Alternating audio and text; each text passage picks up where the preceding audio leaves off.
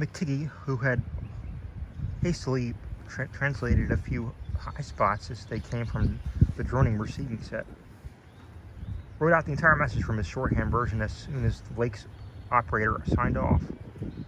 I appreciated from the epic-making significance of the discovery, and I sent Lake congratulations as soon as the Arkham's operator had repeated back the descriptive parts as requested. And my example was followed by a Sherman from his station at the McMurdo Sound Supply Cache, as well as by Captain Douglas of the Arkham.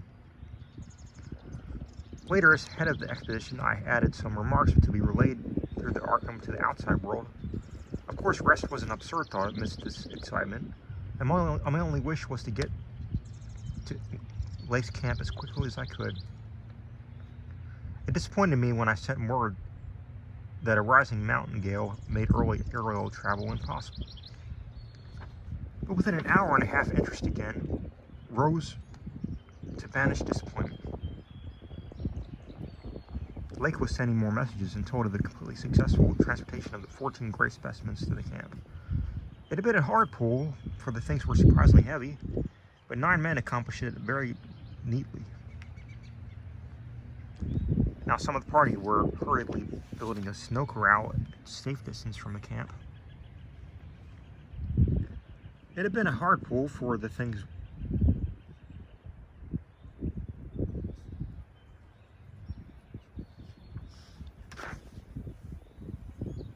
to which the dogs could be brought for greater convenience in feeding. The specimens were laid out on the hard snow near the camp, save for one on which Lake was making crude attempts at dissection. This dissection seemed to be a greater task than had been expected, for despite the heat of the gasoline stove and the newly raised laboratory tent, the deceptively flexible tissues of their chosen specimen, a powerful and intact one, lost nothing of their more than leathery toughness.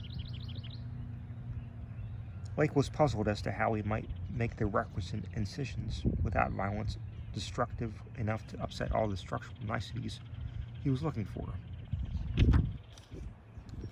He had, it is true, 7 more perfect specimens, but these were too few to use up recklessly unless the cave might later yield an unlimited supply. Accordingly, he removed the specimen and dragged in one which, though having remnants of the starfish arrangements at both ends, was badly crushed and partly disrupted along one of the great torso furrows. Results quickly reported over the wireless were baffling and provocative indeed. Nothing like delicacy or accuracy was possible with his instruments hardly able to cut the anomalous tissue, but the little that was achieved left us all awed and bewildered. Existing biology would have to be wholly revised, for this thing was no product of any cell growth science knows about. There had been scarcely any mineral replacement, and despite an age of perhaps 40 million years, the internal organs were wholly intact. The leathery, undeteriorative, and almost indestructible quality was an inherent attribute of the thing's form of organization, and pertained to some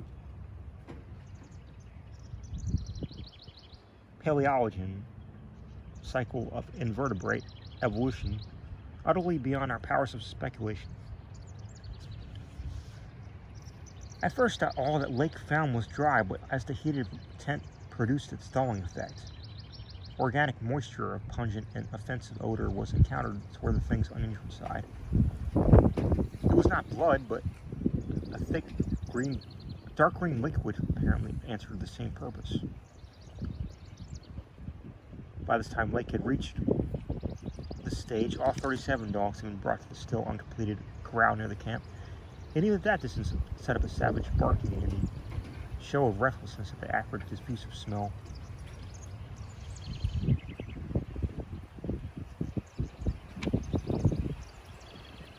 Far from helping to place this strange entity, this provisional dissection merely deepened its mystery. All guesses about its external members had been correct. And on the evidence of these, one could hardly hesitate to call the thing animal, but internal inspection brought up so many vegetable evidences that the lake was hopelessly lost at sea. It had digestion and circulation in it, eliminated waste matter through the reddish tubes of its starfish-shaped base.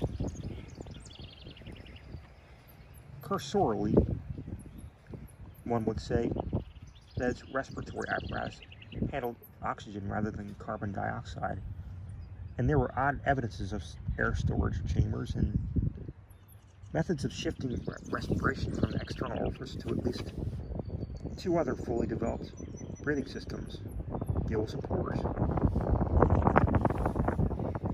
Clearly it was amphibian and probably adapted to long airless hibernation periods as well.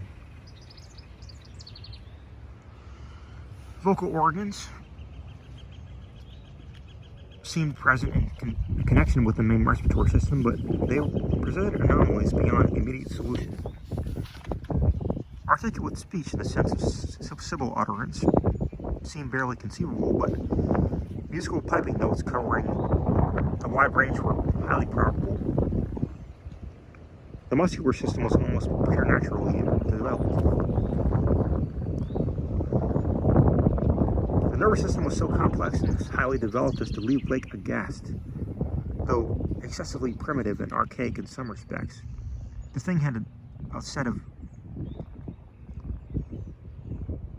ganglial centers and connectives arguing the very extremes of specialized development. Its five-lobe brain was surprisingly advanced, and there were signs of a sensory equipment. Served in part through the wiry cilia of the head, involving factors alien to any terrestrial organism. Probably had more than 5 senses, so that its habits could not be predicted from any existing analogy. It must, Lake thought, have been a creature of keen sensitiveness and delicately differentiated its functions in its primal world, much as the ants and bees of today. It reproduced like the vegetable cryptograms, except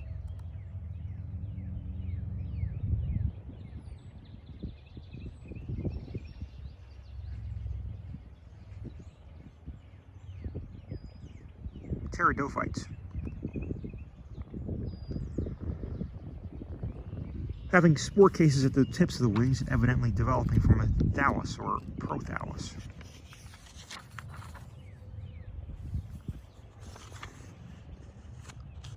But to give it a name at this stage was mere folly. It looked like a radiate, but was clearly something more. It was partly vegetable and had 3/4 of the essentials of animal structure, that it was marine in origin, its symmetrical contour and certain other attributes clearly indicated. Yet one could not be exact as to the limit of its later adaptations.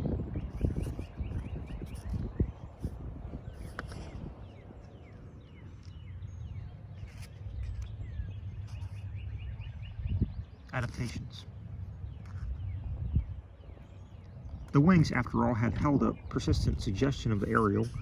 How it could have gone underground, its tremendously complex evolution on a newborn Earth, in time to leave prints in arcane rocks, was so far beyond conception as to make Blake whimsically recall the primal myths about all great old ones who filtered down from the stars and concocted Earth life as a joke or mistake. And the wild ones, the wild tales of the cosmic hill things from outside, told by the folklorist colleague in Miskatonic's English department. Naturally, he considered the possibility of Precambrian prints having been made by a less involved ancestor of the present specimens, but quickly rejected this too facile theory upon considering the advanced structural qualities of older fossils. If anything, the latter contours showed decadence rather than higher evolution. The size of the pseudo-feet had decreased and the whole morphology had ceased coarsened and simplified. Moreover, the nerves and organs just examined held singular suggestions of retrogression from forms still more complex.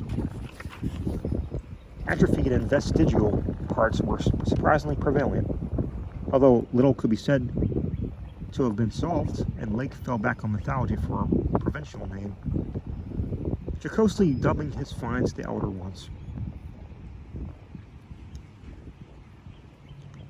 At about 2:30 a.m., having decided to postpone further work and get a little rest, he covered the dissected organism with a tarpaulin. He emerged from the laboratory tent and studied the intact specimens with renewed interest. The ceaseless Antarctic sun had begun to limber up their tissues a trifle, so that the head points and tubes or three showed signs of unfolding, but Blake did not believe there was any danger of immediate decomposition in the almost sub-zero air. He did, however, move all the undissected specimens closer together and throw a spare tent over them in order to keep off the direct solar rays. That would also help to keep their possible scent from the dogs, whose hostile unrest was really becoming a problem even at their substantial distance. And behind the higher and higher snow walls, which an increased quota of the men were hastening to raise around their quarters, he had to weigh down the quarters of the tent cloth with heavy blocks of snow to hold it in place amid the rising gale, for the Titan Mountains seemed about to deliver some gravely severe blasts. Early apprehensions about sudden Antarctic winds were revived, and under Atwood's supervision, precautions were to be taken to bank the tents, new dog corral, and crew airplane shelters with snow on the mountainward side.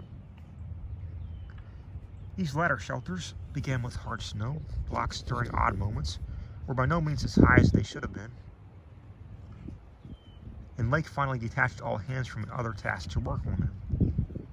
It was after 4 when Lake at last prepared to sign off and advised us all to go to share the rest period his outfit would take when the shelter walls were a little higher.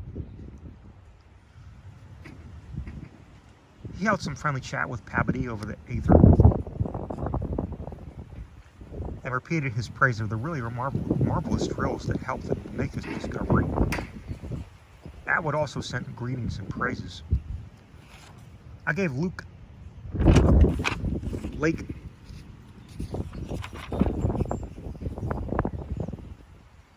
a warm word of congratulation, owning up that he was right about the Western Front. We all agreed to get in touch by wireless at 10 in the morning. If the gale was then over, Lake would send a plane for the party at my base. Just before retiring, I dispatched a final message to the Arkham with instructions about toning down the day's news for the outside world, since the full details seemed radical enough to rouse a wave of incredulity until further substantiated.